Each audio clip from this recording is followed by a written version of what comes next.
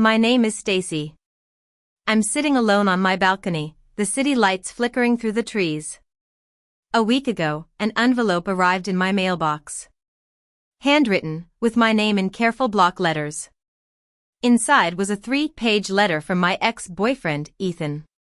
It was full of apologies, regret, and admissions that came months too late. I remember the first time I met Ethan. I was 28 and he was 30. He was charming, with a sharp mind and a drive for success. His family was well off, his father was a high-powered executive, and his mother was a socialite. They were used to getting what they wanted and expected those around them to strive for the same level of achievement. We moved into his apartment together over the past 2 years. It was a nice place in the city, and we slowly made it our home. I was focused on growing my freelance graphic design business. I wanted to make enough to live comfortably, enjoy my work, and have time for my life. One Monday night, I was finishing up making dinner. It was simple, just pasta and roasted vegetables. Ethan was sitting at the table, scrolling through his phone. "Dinner's ready," I said. He replied, "One sec," without even looking up from the screen. I sat down and started eating. 5 minutes passed, and my food was getting cold, but his plate remained untouched. Suddenly, his scrolling stopped abruptly. "Look at this," he said, turning his phone towards me. It was an Instagram post of his ex-girlfriend, Lily. She was standing in front of a glass building downtown, wearing a tailored suit. The caption read, "VP at 35. Dreams really do come true if you work hard enough." I knew Lily well, even though I'd never met her. Ethan always talked about her whenever the topic of success came up. She was ambitious, career-focused, and had no time for relationships. "That's nice for her," I said. He pulled the phone back and studied the photo again. "This," he said slowly, "is what success looks like. She's a VP at 35. Do you know what that means? At least $200,000 a year, plus bonuses. She's set." I set my fork down. "Congratulations to her. What do you want me to say?" I asked. He looked at me like I'd missed something obvious. "Maybe acknowledgement, ambition. This is the kind of thing people should be aiming for." I replied, "I don't really think about what other people aim for. I focus on my own goals." He laughed softly, in a dismissive way. "Your goals? What are they again? Remind me." I kept my voice steady. "Same as they've been. Growing my freelance business, making enough to live comfortably, enjoying my work, and having time for my life." He said, "That's not ambition. That's coasting." I nodded. He pressed, "Is that all you have to say?" I replied, "What else is there? I'm okay with my life." He leaned back in his chair. "She's making more than double what you make. And you're okay with that?" I said, "I'm okay with my life." Then he said, "That's a loser mentality, Stacy." I looked at him across the table. I realized he wasn't angry, he was disappointed. "I didn't call you a loser," he added quickly. "You said I think like one," I replied. "Same thing," he sighed, frustrated. "I'm just saying you could be more. You're smart, you're capable. And it's frustrating to watch you waste it." He stood up and said, "I'm not hungry anymore." Then he went to the bedroom and closed the door. I ate alone, washed the plates, and cleaned the kitchen. That's when I finally admitted the truth I'd been avoiding for months. This wasn't about one post. It was about comparison, contempt, and a quiet belief that I wasn't enough. Later that night, I went into my home office, shut the door, and made a call. I'd been talking to a friend about an opportunity at a startup. "Hey," I said when he answered, "that opportunity we talked about, is it still on the table?" By the time we hung up 40 minutes later, I had a plan. For the first time in months, I slept easily. Before bed, I left a single card on his desk. I knew he wouldn't understand it yet, but he would. The next morning, I woke up before him. The apartment was quiet in that specific way it gets when you know something has changed, but the other person is still asleep in the old version of reality. I made coffee, just for me. While the coffee brewed, I stood at the kitchen counter and stared at my reflection in the dark window.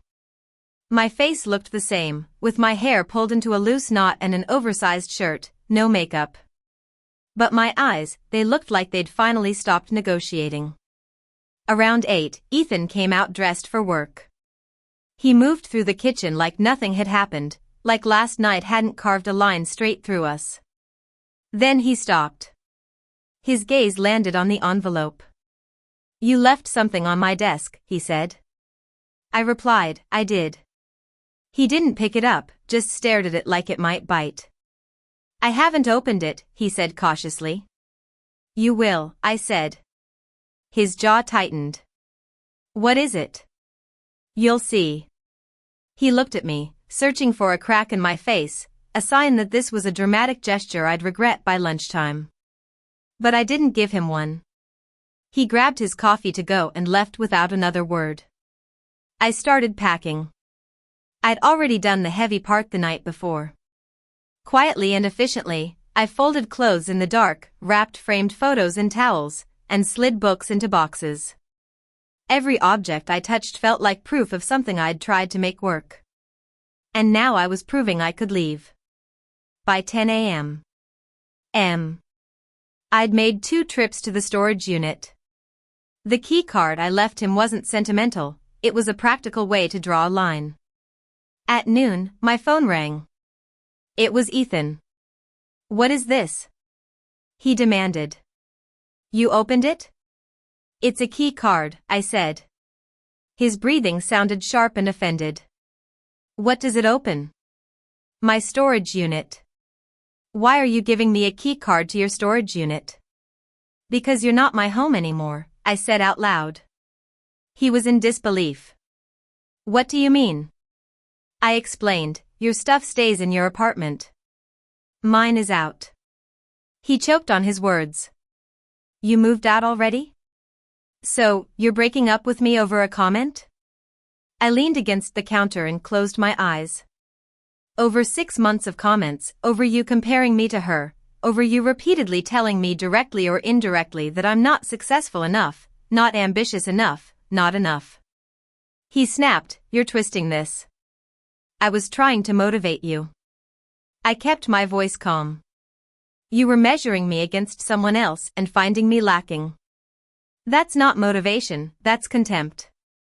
He said, "You're being dramatic." I replied, "I'm being clear." Then his voice softened. "Stacy, I love you." I almost laughed. "I believe you, but you love the version of me you think you can pull out of the future, not the one sitting here." He said, "That's not true." I said gently, "You don't look at me and see a partner you're proud of. You look at me and see a project." He said, "Come home. We can talk about this." I replied, "That's not my home anymore. It's your apartment. I was just staying there. Now I'm not." He asked, "Where are you going to stay?" I said, "I'll figure it out. This is overdue." I hung up. He called back several times, but I declined. I turned my phone off and sat in the stillness. I realized he didn't think I would actually leave. He thought my discomfort was temporary, my boundaries negotiable, and my self-respect flexible. Tuesday afternoon, I went apartment hunting. I found a 1-bedroom about 20 minutes away. It was clean, quiet, with natural light in the living room and a tiny balcony facing a row of trees. I signed the lease that evening. On Wednesday, I moved in using the boxes from the storage unit. A friend, Max, came over to help me with the heavier things. He just looked around and gave a slow nod. "So, you really did it? You just left?" I said, "Yep." He asked, "How do you feel?" I didn't even have to think. Lighter. Clearer, like I stopped trying to audition for a role that was never mine. Max told me, "Ethan's been calling me, asking if I know where you are."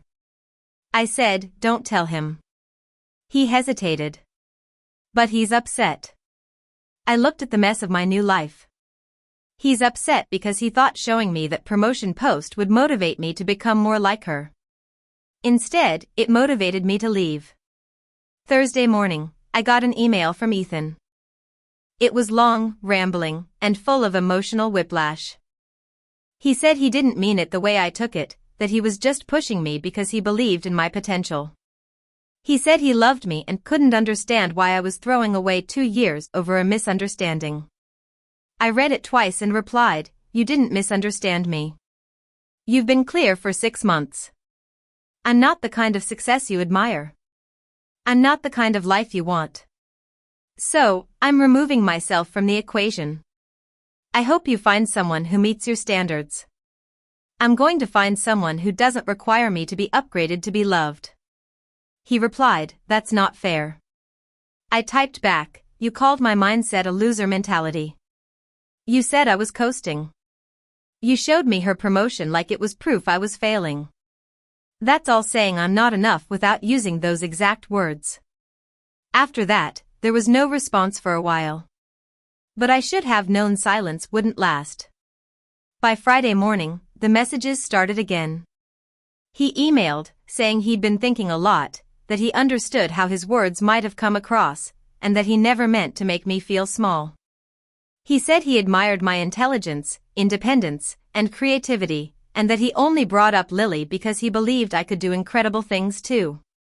I read it sitting on the floor of my new apartment. I felt nothing but clarity. I replied, I don't want to be admired as a possibility. I want to be valued as a person. Those aren't the same thing. That afternoon, Max texted me. Ethan showed up at your old place. He was pacing, talking about how he pushed too hard. I replied, that's one way to phrase it. Max said, he keeps saying he didn't mean it like that. I said, intent doesn't undo impact. Later, there was a knock at my door. I knew it was Ethan. I checked the peephole.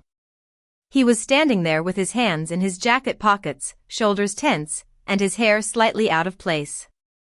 He looked smaller. I opened the door but didn't step back. We need to talk, he said. I don't think we do. Ethan, please. Just 5 minutes. I studied his face. Explain what? I asked. Which part? He swallowed. I wasn't trying to hurt you. I said calmly, you were trying to improve me. You didn't bring up her promotion to share good news. You brought it up to make a point. That point was that I don't measure up. He stepped forward slightly. I was frustrated. I wanted more for you. I said, you wanted me to be different. That's not the same as wanting good things for me. He shook his head. That's not fair. I tilted my head. Answer me honestly. When you look at me, do you feel proud or do you feel like I'm wasting potential? The silence stretched. His eyes flickered down. I nodded. Thank you for confirming what I already knew. He said, that's not what I meant. I said, I know exactly what you meant. You don't see me. You see a version of me that earns more, achieves more, impresses more. That version doesn't exist. And I'm not going to spend my life trying to become her.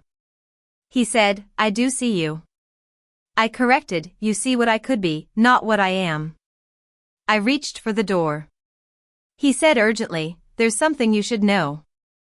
The phone call you made Monday night from your office. I heard part of it.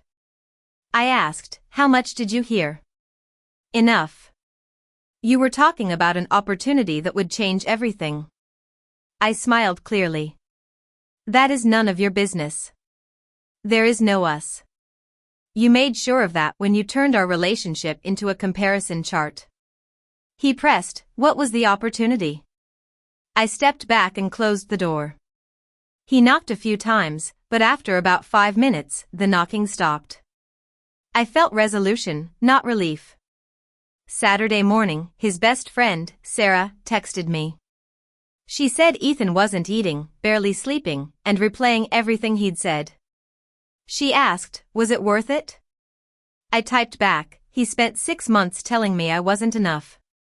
I spent one conversation telling him the truth. Yes, it was worth it. She said I was being harsh, but I didn't reply. Sunday afternoon, my phone rang. It was his father. We need to talk, he said. I replied, no, we don't. He continued, he's very upset. He says you misunderstood his intentions. I said, I understood them perfectly. He was disappointed in me. He said, maybe you're too sensitive. I replied, maybe. I just have self-respect. He asked, what was that phone call about? The opportunity. I smiled. How do you know about that? He told you. And he also told you we're not together anymore. Which means what I do with my career is none of your business either. I hung up.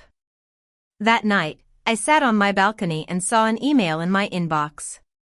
Subject, final confirmation needed. I stared at it for a long time. This was the fork in the road. Fear had kept me comfortable, but contempt had pushed me forward. I opened the email, read every word, and asked myself, is this right for me? My answer came easily. I typed 3 words, I'm in, and hit send.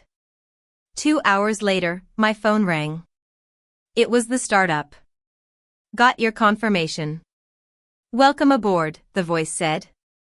I leaned back against the kitchen counter in my new apartment, the sunlight spilling across the floor. Thank you. I'm ready. They said they'd start the transition this week, and if everything stayed on track, I'd be fully onboarded by the end of the month. I smiled. I've been thinking about this for months. Recent events just clarified my timing. By Tuesday morning, the news had traveled. Ethan texted me, I heard you're making a career change. I replied, from who? People talk. Is it true? Yes. He asked, what kind of change? I said, the kind that's none of your business. He asked, are you doing this because of what I said? I almost laughed. I'm doing this because it's right for me. Your comments just helped me stop hesitating. He said, I didn't mean to push you out of my life. I replied, you didn't push me out. You clarified where I stood. After that, he stopped texting, but his best friend, Sarah, came to my door again on Wednesday evening. You need to talk to him. He's not eating, barely sleeping, checking his phone every 5 minutes like you might change your mind. I said, that's unfortunate, but not my responsibility. She said, how can you be so cold? I exhaled slowly. I spent 6 months being compared to his ex, being made to feel like a disappointment project. And now that I've removed myself from that, I'm cold for not coming back. She tried, he didn't mean it like that. I replied, he meant exactly what he said. He just didn't expect consequences. She asked about my career change. I said, it was time. He just helped me see that. She left, and I ordered takeout and went back to unpacking. That night, I realized I wasn't rebuilding, I was reclaiming. Friday afternoon, his father called again. I'm asking as a parent. Can you please explain why you're doing this? I replied, I already did, to you, to him, to anyone who asked. He compared me to his ex for 6 months. He showed me her promotion and said that was what success looked like. He pointed out, now you're making a move that looks very similar to what he wanted for you. I said, yes, without him. He finally said, so, it was because of him. I corrected, it was because I stopped asking for permission. I ended the call.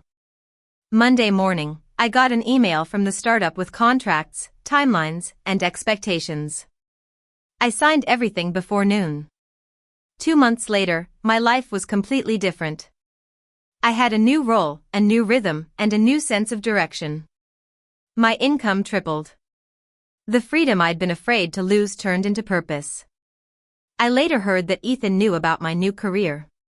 Mason told me, he said you became everything he believed you could be. I laughed honestly. That's the problem. I didn't become anything for him. I started dating casually. One night, someone asked me what I did for work. I told him, and he just said, "That sounds great. Are you happy with it?" That's when I realized the difference. My ex wanted me to be successful by his definition, but my life now was successful by mine. I also heard that Lily was engaged. Good for her. She found someone who admired her success without using it as a weapon. As for Ethan, I don't know if he'll ever realize that he pushed me away while trying to mold me into something I wasn't, only to lose.